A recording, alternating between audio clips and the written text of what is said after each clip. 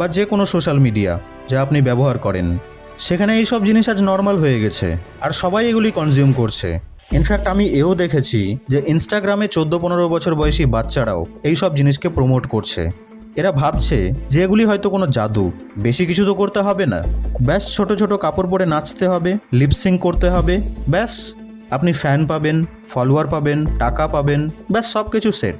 কিন্তু তারা বুঝতে পারছে না যে তারা এই কালচারকে প্রমোট করছে, আরও বেশি ছড়িয়ে দিচ্ছে দেশের মধ্যে।